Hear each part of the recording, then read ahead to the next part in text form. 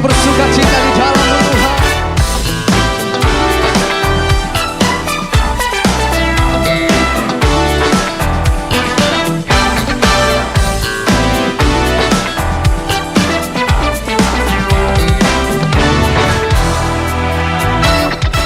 Shalom jemaat Tuhan, apa kabarnya? Senang bisa menjumpai Anda kembali di Small Group hari ini. Sebuah sukacita dari Tuhan, kita boleh belajar bersama-sama tentang kebenaran firman Tuhan.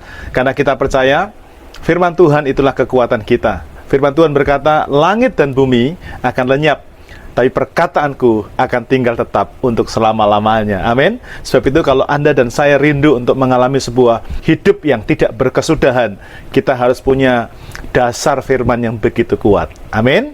Kita akan segera memulai small group kita saat ini, dan mari kita akan bersatu hati, kita berdoa.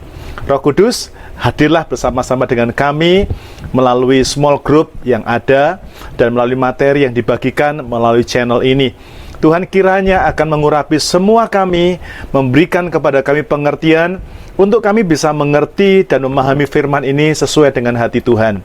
Kemudian kami boleh praktekkan di kehidupan kami, sehingga kehidupan kami akan jadi berkat bagi semua orang. Dalam nama Tuhan Yesus, kami siap memulai small group kami. Yang siap, mari bersepakat kita berkata, Amin. Puji nama Tuhan. Saudaraku yang dikasih Tuhan, materi untuk kali ini merupakan sebuah rangkaian dari tema bulan Juni tahun 2022, yaitu bulan kesaksian.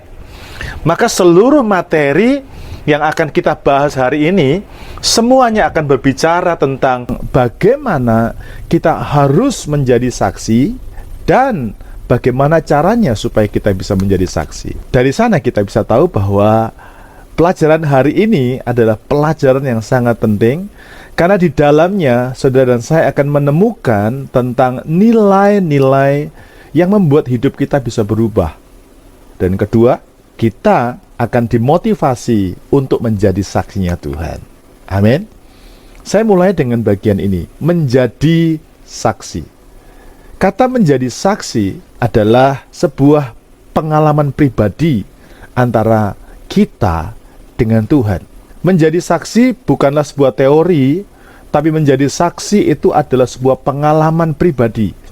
Ketika Anda dan saya mengalami Tuhan, berjumpa dengan Tuhan, di sana Anda akan secara otomatis bisa menceritakan, bisa jadi saksi tentang siapa Tuhan itu. Mungkin pengalaman itu berbicara tentang ketika Anda ditolong Tuhan, ketika Anda diberkati Tuhan, atau mungkin ketika Anda diubahkan oleh Tuhan. Ketika Anda ditolong, ketika Anda diberkati, ketika Anda diubahkan oleh Tuhan, maka saya percaya ini adalah pengalaman pribadi yang membuat Anda bisa secara otomatis cerita kepada orang lain. Dan ketika Anda ceritakan kepada orang lain, maka Anda tanpa disadari sudah menjadi saksinya Tuhan. Nah, untuk tema kita kali ini, tema small group kita kali ini adalah Take over my life, atau ambil alih hidupku. Tema kita kali ini adalah Take over my life, atau ambil alih hidupku. Yuk kita buka sama-sama di dalam Kisah Rasul pasal 1 ayat yang ke-8. Bersama-sama kita akan baca firman Tuhan ini. 2, 3. Tetapi kamu akan menerima kuasa kalau Roh Kudus turun ke atas kamu, dan kamu akan menjadi saksiku di Yerusalem, di seluruh Yudea dan Samaria, dan sampai ke ujung bumi. Amin, saudaraku. Kenapa kita perlu berkata kepada Tuhan, Tuhan, take over hidupku, Tuhan, ambil alih hidupku? Karena begini, saudaraku, karena Tuhan itu memanggil kita untuk menjadi saksinya. Amin. Kita tidak akan pernah mungkin menjadi saksi kecuali Tuhan sudah mengambil alih kehidupan kita. Tuhan mengambil kepemilikan, Tuhan men-take over seluruh pemerintahan di dalam hidup kita. Saat Tuhan mengambil alih, saat Tuhan take over hidup kita, maka hidup kita pasti akan berbeda. Amin. Kita jadi ciptaan baru, kita menjadi bentuk yang baru, Dulunya jahat, kita menjadi baik. Dulunya kita hidup dalam kebencian, kita sekarang hidup dalam penuh kasih. Dulunya kita menjadi orang yang suka mengejar harta dunia. Kita tiap hari cuma bagaimana uang. Tapi ketika pemerintahanmu diambil alih oleh Tuhan, maka kita berubah. Kita menjadi orang yang mengejar Tuhan, dan Tuhan yang memenuhi segala kebutuhan kita. Amin. Dan tahukah saudara bahwa syarat untuk menjadi saksi, syarat utamanya adalah Roh Kudus itu harus turun ke atas kamu. Roh Kudus itu harus take over hidupku. Makanya dalam Kisah Rasul pasal 1 ayat yang ke-8 dikatakan, kamu akan menerima kuasa kalau Roh Kudus turun ke atas kamu. Nah, pertanyaannya, apa artinya Roh Kudus turun ke atas kamu? Arti Roh Kudus turun ke atas kamu, ke atas kita, itu adalah Roh Kudus take over. Amin. Roh Kudus mengambil alih hidup kita. Amin. Dan ketika Roh Kudus mengambil alih hidup kita, dengarkan ini, maka otomatis, katakan sama-sama, otomatis, amin, hidup kita akan berubah. Amin, saudaraku. Otomatis hidup kita akan berubah. Amin. Kita yang jahat menjadi baik. Kita yang dulu benci, kita penuh dengan kasih. Amin. Kita diubah, bahkan kita bisa menjadi saksi Kristus yang dahsyat. Nah, kali ini saya akan ajak saudara untuk menemukan bersama-sama apa yang terjadi ketika Roh Kudus itu mengambil alih kehidupan kita.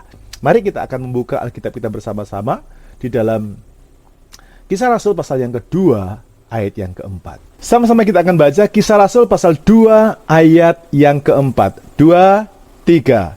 Maka penuhlah mereka dengan Roh Kudus. Lalu mereka mulai berkata-kata dalam bahasa-bahasa lain, seperti yang diberikan oleh Roh itu kepada mereka untuk mengatakannya. Alkitab mencatat satu kebenaran yang menarik. Apa yang terjadi ketika Roh Kudus mengambil alih hidup kita?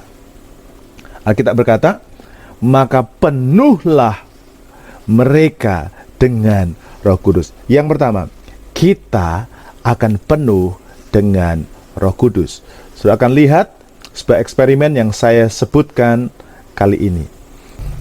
Berbicara tentang kita penuh dengan Roh Kudus, saya akan mencoba untuk memberikan sebuah ilustrasi yang membuat Anda bisa dengan mudah memahami apa itu kita penuh dengan Roh Kudus. Ya, saya coba ambil sebuah tempat. Kemudian saya ambil ini botol. Kenapa saya mesti bawa tempat ini, saudara?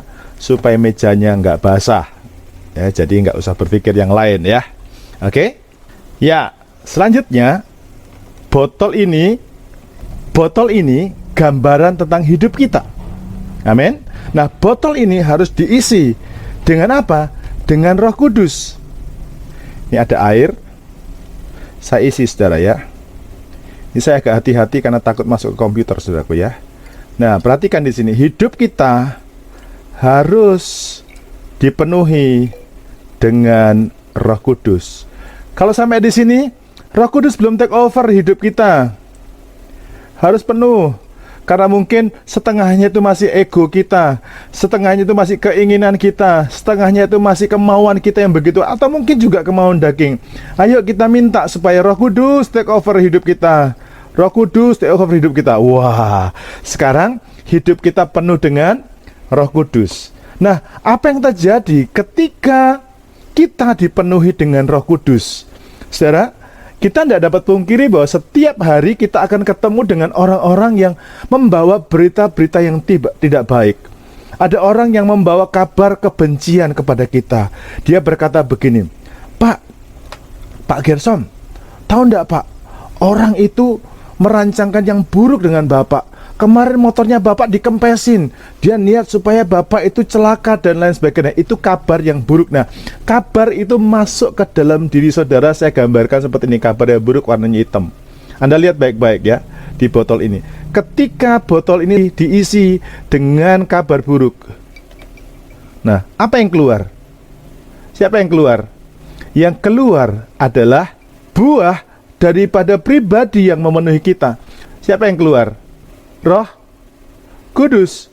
Kalau Roh Kudus itu memenuhi hidup kita, sekalipun ada hal yang buruk dimasukkan dalam kehidupan kita, maka tetap yang keluar itu adalah Roh Kudus. Amin. Saya tambah lagi sedikit ya. Lanjut sekarang.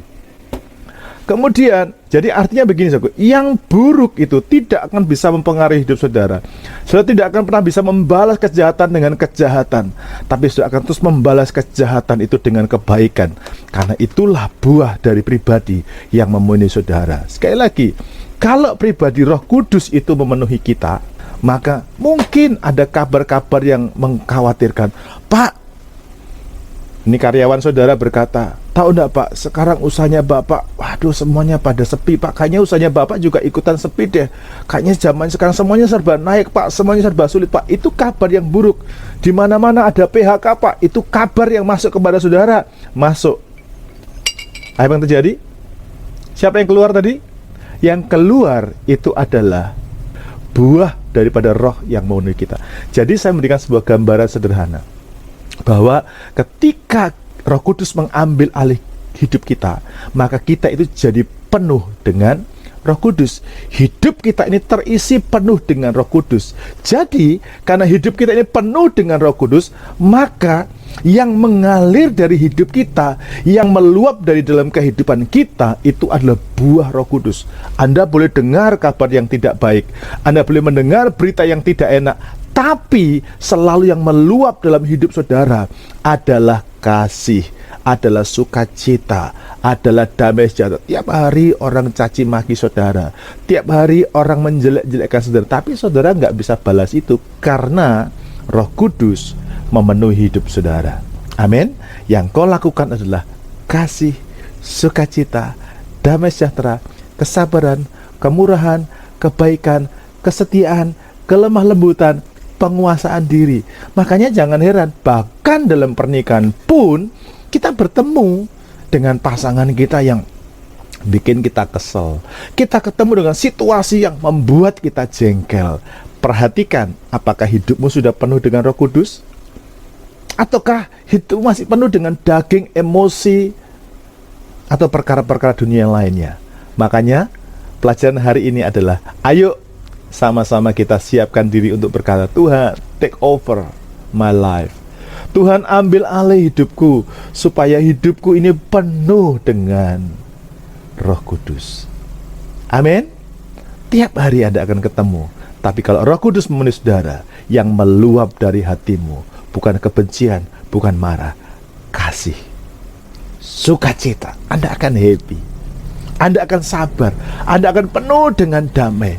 Anda bisa menguasai diri. Katakan amin. Sampai di sini bisa mengerti saudara?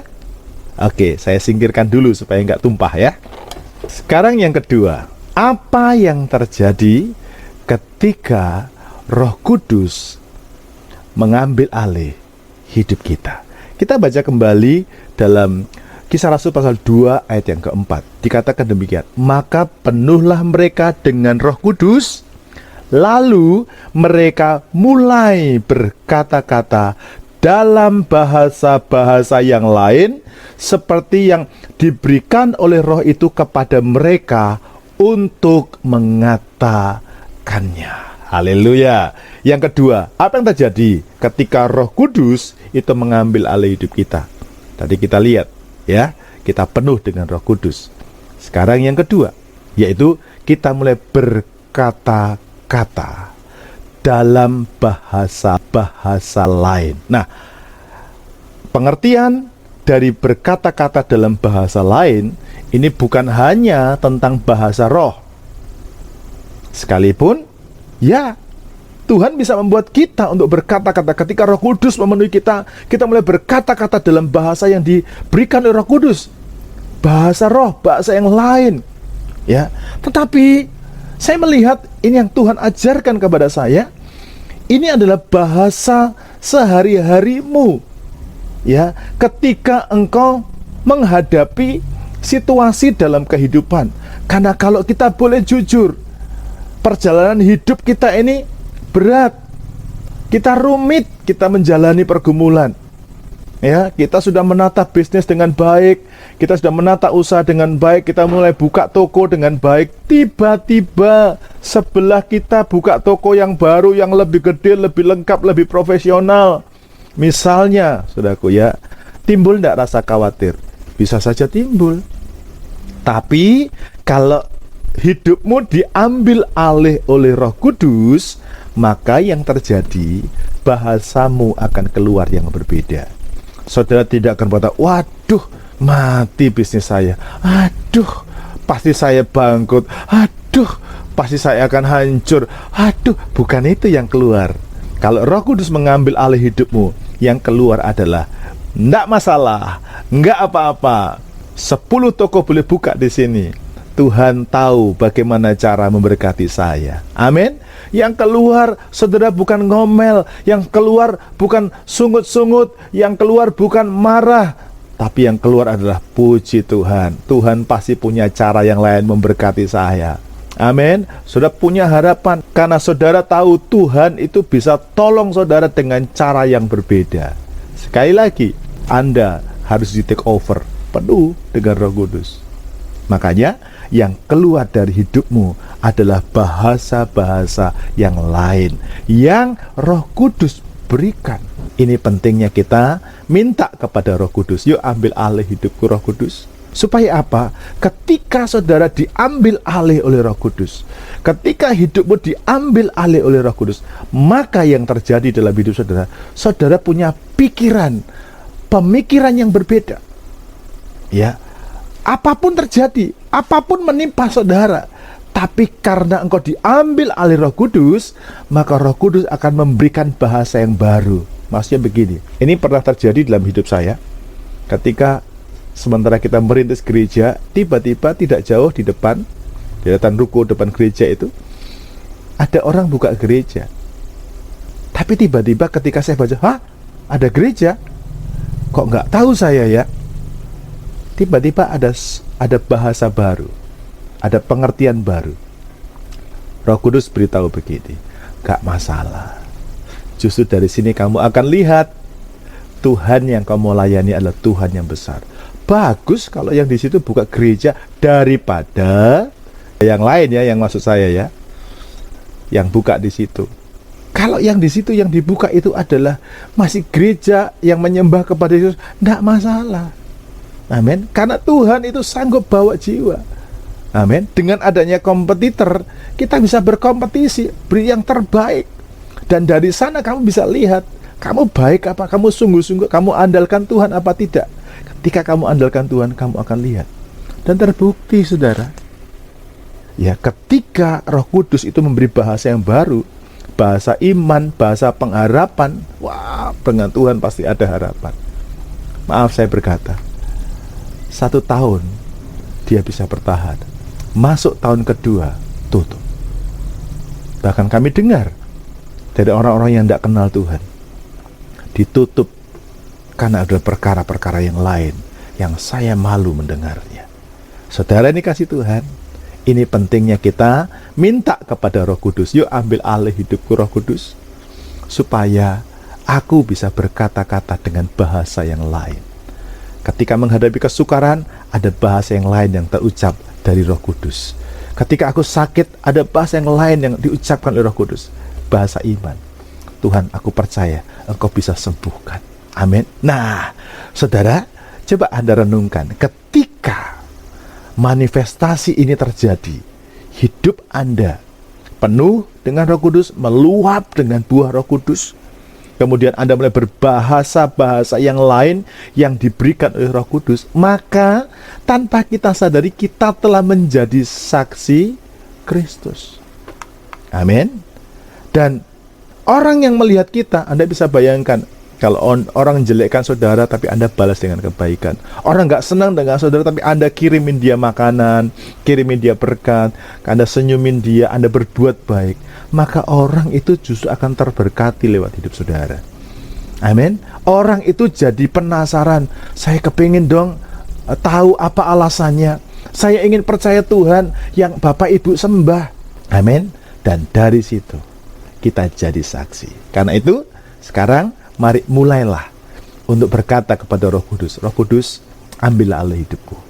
Holy Spirit, come and take over my life. Ketika hidupmu di take over sama Roh Kudus, pertama, kau penuh Roh Kudus. Yang kedua, engkau akan berkata-kata dalam bahasa lain. Dan apa yang kau katakan akan terjadi dalam nama Yesus. Mari kita akan berdoa. Satu hati kita berdoa. Terima kasih Roh Kudus. Biar pelajaran ini buat kami ngerti, buat kami paham untuk apa yang harus kami lakukan. Kiranya semua kami akan hidup dengan di take over, diambil alih oleh Roh Kudus. Supaya kami penuh dengan Roh Kudus. Dan kami mulai berkata-kata dalam bahasa lain yang Roh Kudus ajarkan bagi kami. Sekarang kami akan masuk dalam sharing. Tuhan menyertai dan memberkati sharing kami. Dalam nama Tuhan Yesus. Haleluya. Amin. Nah, saudaraku yang dikasih Tuhan, saya sungguh bersuka cita dan rasanya nggak sabar pengen mendengar kesaksian berkat yang Anda dapatkan dari pelajaran hari ini.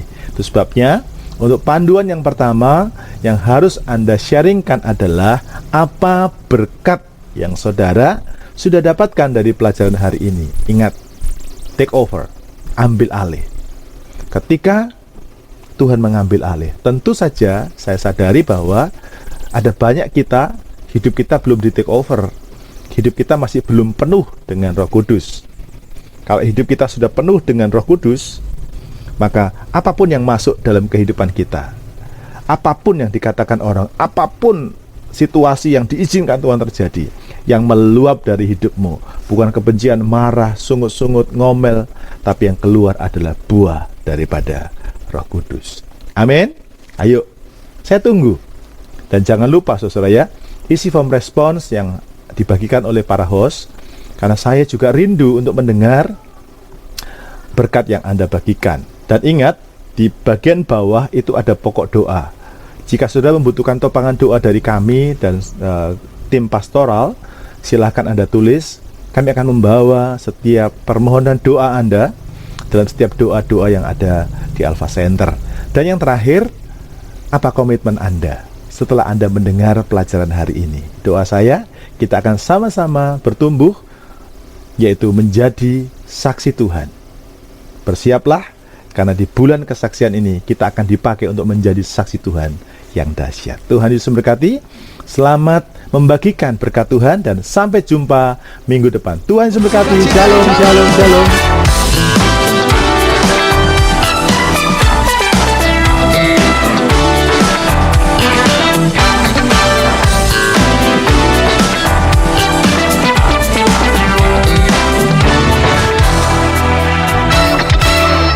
Takkan ku izinkan ketakutan, karena imanku pada Yesus Tuhan.